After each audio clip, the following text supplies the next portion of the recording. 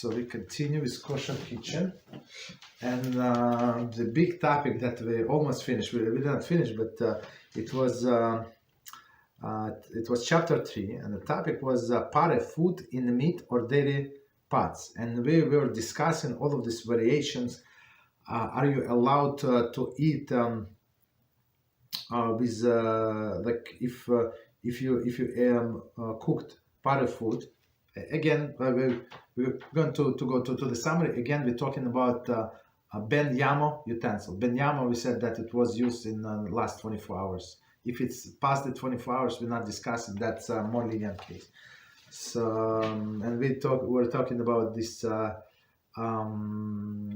is it, nut bar nut, all of this, like taste is going from the pot through the medium of liquid into the liquid into the food, into the pare food. And is it real taste? Not real taste. Oh, we discussed it last time or for past 2 classes. So now to make it simple, we're going to summarize what we said in the last 2 classes. And again, I remind you, there is a big difference. I have said the significant difference between Ashkenazic and Sephardic tradition customs. So it's usually Ashkenazi custom more strict. Okay, for whatever reason, doesn't matter. Okay, so let's see. So summary and practical applications. Okay, according to both Sephardic and Ashkenazi custom, one may not boil pare food in meat pot if one plans to eat it with dairy. So if it was the plan, you're not allowed to do it. Okay. You're not allowed to eat. So if it was planned, I apologize. The full sentence. Okay. If it was your person's plan to eat this spaghetti, let's say, person cooks spaghetti in a meat pot, it is not allowed if he was planning at the start to eat it with dairy, with cheese. Okay. Continue. So far, okay, it's the same. Next one. Pare food already boiled in ben yamo meat pot may be eaten or cooked with dairy according to Sephardic custom. So now we're talking about after the fact. So it is already done. So a person cooked this pasta, right, or spaghetti, whatever, right, in a meat pot, right, and he, according to Sephardic custom, he can eat it with dairy. So again, for example, there was no plan, just cooked. It was an empty pot. The person, when he wanted to cook pasta, and cooked pasta, period. That's it, right? And now he said, "Oh, I want to eat it with cheese." Okay, that's according to Sephardic custom, no problem. According to Ashkenazi custom, it may not be eaten with dairy, but it may be placed while hot in a dairy dish. Okay, so Sephardic custom is more lenient. So if was no plan, just cooked. Okay, so after the fact, one wants to eat with dairy, no problem. Ashkenazi custom is not so simple, right? So one more time, according to Ashkenazi custom, it may not eaten with dairy, right? But may be placed while hot in a dairy dish. So dairy dish meaning that it's not going to be any problem. So like, meaning the person is going to eat this paref, this paref spaghetti from the dairy dish, the spaghetti that were cooked in a meat pot. I hope I'm not going to confuse you, but that's the story. Of course, the simple solution to all of this, as we said many times before, just get yourself separate paref pot, and you solve all of the issues. And make sure that just use this pot for all of the vegetables, for all of the pasta, all of this paref, potatoes, whatever you cook, just cook in a paref. That's it. And then keep this pot paref, and you can then eat it with whatever you want. So you have the spaghetti, you can eat it with the meatballs, and you can eat it with cheese. There is no problem. Okay, but if person did not do so, that's he has to know all of these rules. Continue. If food was subsequently erroneously mixed with dairy, it may be eaten according to all customs. So erroneously, like Rabbi Reuben Shlita says, he has this expression. I'm not sure he made it up or there's such expression, but I heard it only from him. Accidentally on purpose, right? So people do things accidentally on purpose, right? So that's not the case. So if erroneously, right, mixed with dairy, so that was not it was not the plan, right? And it's not even after the fact, but it was done by mistake. So you can eat it. So because why? Because we said that there are lenient opinions and say there is no problem to begin with, and that's what Sephardim are counting on. Okay, no problem. So, but after the fact, it was mixed, no problem. You can eat it according to all customs. Continue. Food that was fried in a meat pan. So this leniency, just before we continue, I want to remind, this leniency was because it was this transfer of taste was through the medium of liquid, right? So it was from original food, let's say from original meat, into the pot walls, right? And then from pot walls into the water, right? Usually people cook in the water, and through the water into the spaghetti. So now we're saying like on a frying pan. So frying pan, there is no liquid, so it's directly from the walls of this frying pan into the spaghetti. Okay. So one more time. So after we did introduction, one more time. Food that was fried in a meat pan without liquid, right, and subsequently mixed with dairy is problematic. Rav should be consulted. I'm thinking what this Rav would ask you. I'm not sure. It's I would say it's very, very problematic. I don't know. Maybe he's. I'm just guessing. He's going to ask. If it was used with oil, maybe a lot of oil. So how much oil it was used? That's my guess. What he would ask. Okay, but if it was used without oil, like somebody use like spray or spray oil, that's a big problem. Okay, it's fried. It does not consider to be oil at all. Okay. Continue. Next piece. One should not boil water in a meat pot if it is be used with coffee with milk. Okay, so I mean, like people with limited utensils, right? They don't have a special pot or some tea kettle for tea, right? For water. So they boiled this water in a meat pot. So I said maybe bundle or something, like when you have on a limited amount, right? So usually in the house people have where to boil the water to be part of. But if they boil in a meat pot, so you cannot use it in a cup with the milk, for sure not. Continue. If the water was boiled in a meat pot, one may not use the coffee with milk according to Ashkenazi custom. If one already put milk into coffee, he may drink it.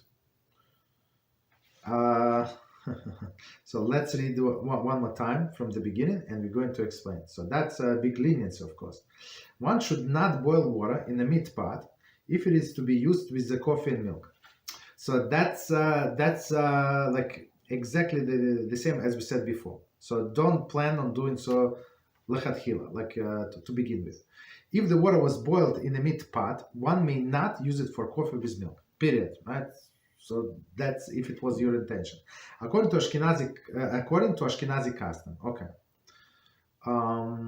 As we said, if one already put milk into the coffee, he may drink it. So not in order not to waste food, and since there is, as we said, there is some opinion that rule leniently, so we can count on that leniency. Before we continue, any questions?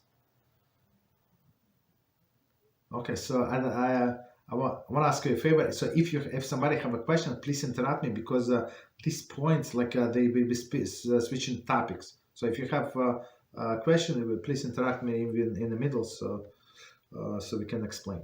Okay. Next one. Similarly, one should not melt margarine in a dairy pot for use with challah, the challah dough, since the challahs are usually served during the meat meal. If the margarine was melted in a dairy pot, an Ashkenazi should not serve it this challah with meat. Okay. So let's read one more time, and we're going to explain. So now we're talking about with speech dairy. So dairy or meat, it's irrelevant. It's basically that he just going with practical examples, right? So one more time. Similarly, one should not melt margarine in dairy pot to use it for a challah dough, which since challah usually served during the meat meal. Okay. So today, what people use, they use this margarine or like this.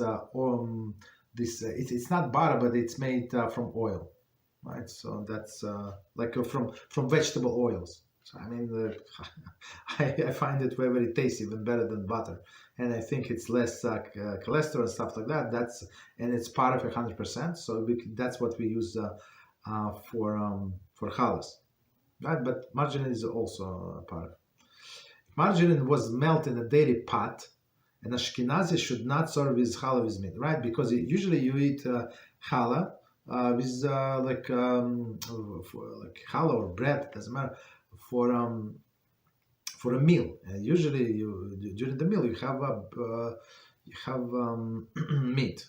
Okay, that's usually.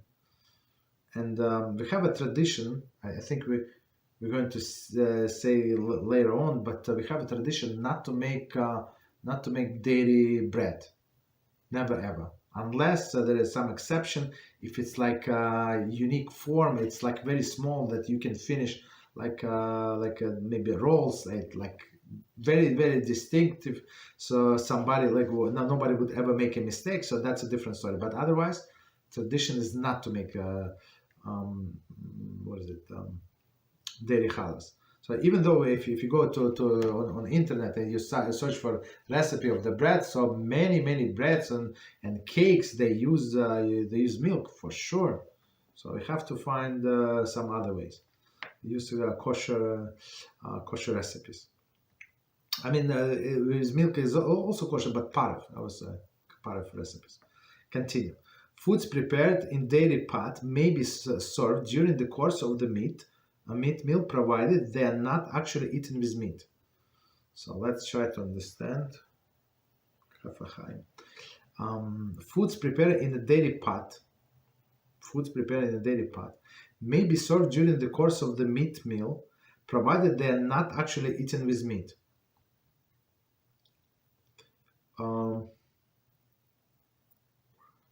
Okay, that's a big leniency. So basically, he's saying that these foods prepared in a dairy pot. So this spaghetti, we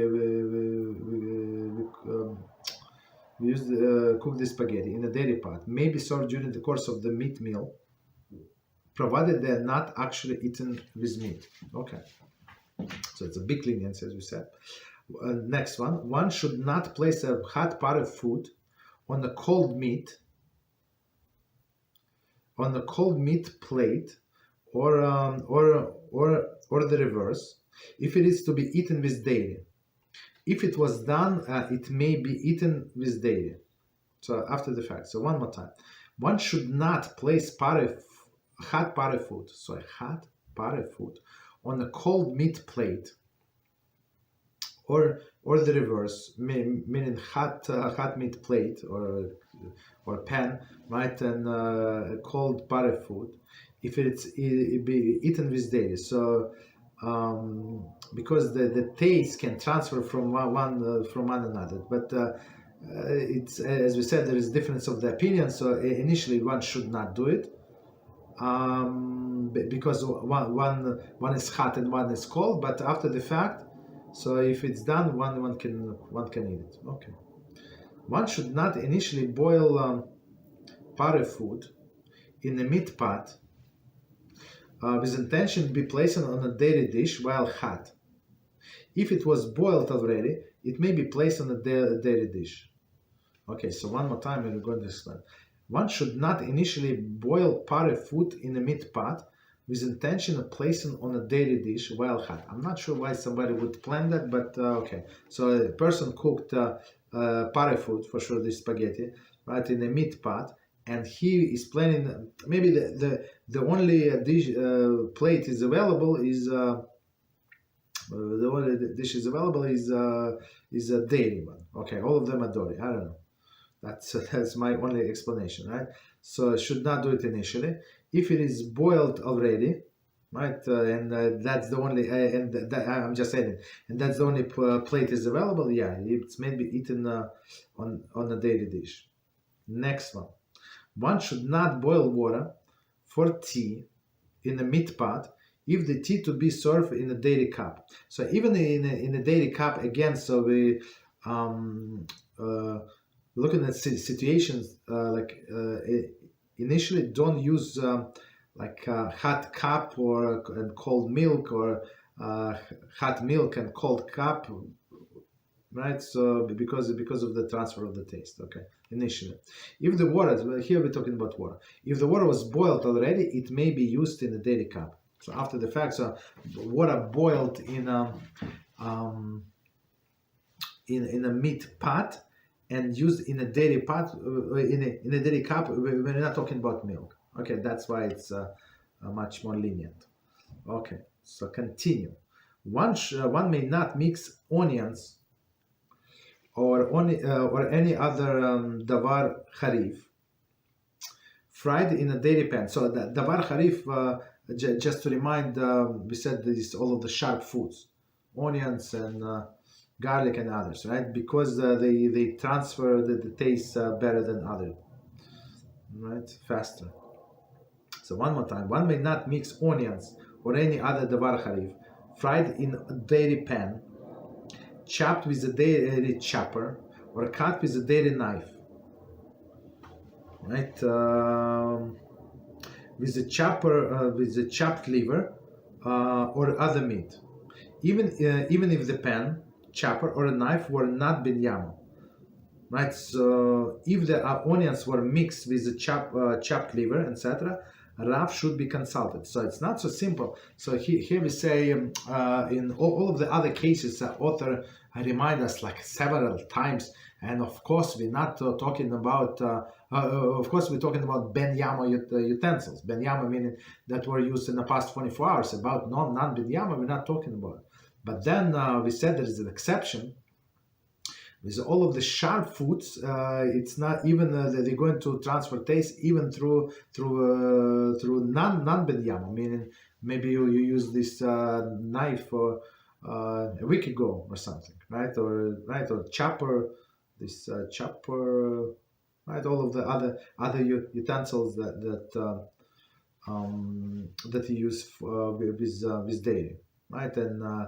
And plus to kosher knife, it's a separate procedure where we're going to learn this than kosher fork or a spoon.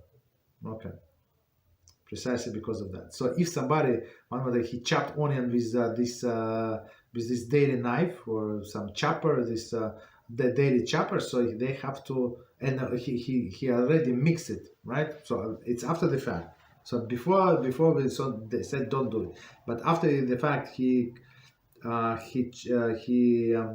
it with the liver. So ask Rav should be consulted.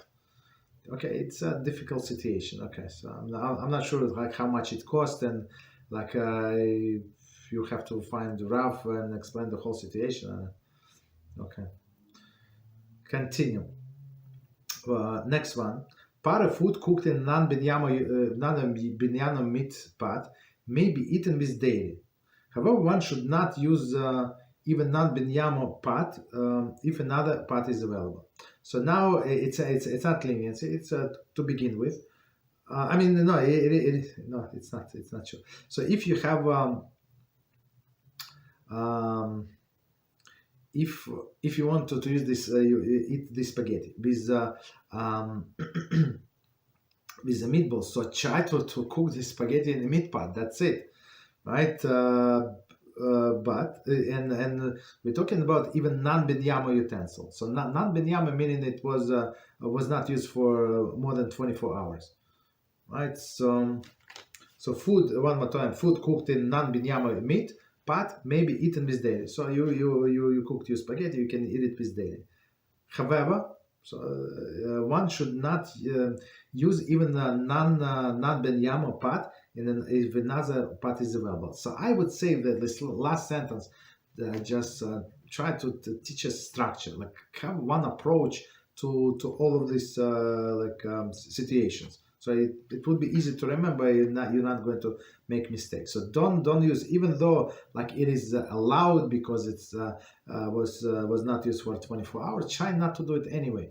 So if it's possible, okay. But after the fact, so no problem. You can eat it with daily. Continue. Next one. If hot gravy is splattered on a hot metal coffee urn, one should consult treif as to whether after the day has passed, it may be used for coffee with milk, milk be added. So it was a little strange. We said like if it's on outside of the urn, and but that's halachah. So it's from outside. It's like inside it, right? Okay, that's the thing. Okay, so I think after the fact, if you wash the urn clean, so you can use it. Like, of course, after 24 hours. So again, I remind us why was 24 hours. 24 hours it takes for a taste to spoil, right? So even though it is meat, so it's not actually meat. And these 6 hours, people ask me, 6 hours, can I wait 3 hours? I don't know. All these questions, very very interesting question. So one of the explanation about 6 hours. So one of them, not all of them, one of them is that if you did not if you don't floss, you have the teeth pieces of meat stuck between your teeth. So even though it is still there after 6 hours, I mean, if you did not floss, I mean, it's still there, of course, right? But even though if you take out, it still looks like meat. It resembles meat, but it's tasteless. Right, so the taste spoils. So that's why it's one of the explanations about 6 hours. Same is here, that food that was absorbed into the walls, right? Even though you washed it, so you washed, of course, with soap, with detergent, whatever you did, right? It's good, it's clean, and it's after 24 hours, it's like the taste is no longer as strong as it used to be. Continue. Next one. One should not store liquids in dairy container for a period of 24 hours if the liquids are to be used with meat. Okay. So I would say maybe that's my example. Maybe somebody try to soak beans, right? Before cooking, people soak beans, right? So don't do it and then he explained to use these beans for cholent. So don't do it in a meat in a dairy utensil container for 24 hours. Okay, so 24 hours in the water is actually it's absorbed the food is or water absorb the taste of the milk of the dairy. That's why it's don't do it. Okay, so after the fact, I think we say no problem, but initially don't do it. Continue. Sharp liquids should not be stored even in a non-binyama milk container, even for a short period of time, if they are to be eaten with meat. So why? Because again, sharp food, sharp liquids, they absorb that taste quicker. Continue.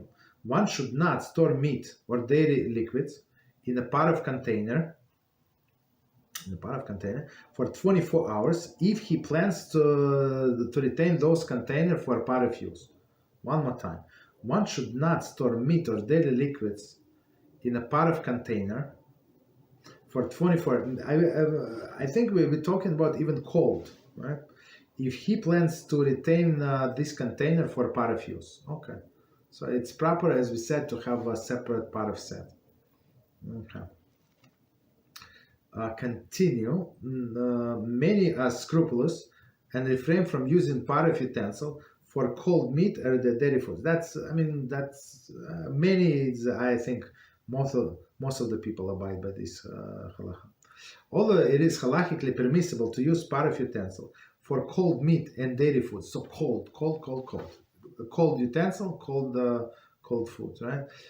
It may lead to confusion and error, and then you put a different sink, and then you use different sponge, and you put and the water is too hot, it's to the boiling point. It's like too much. I would say don't do it, but we'll learn about all this.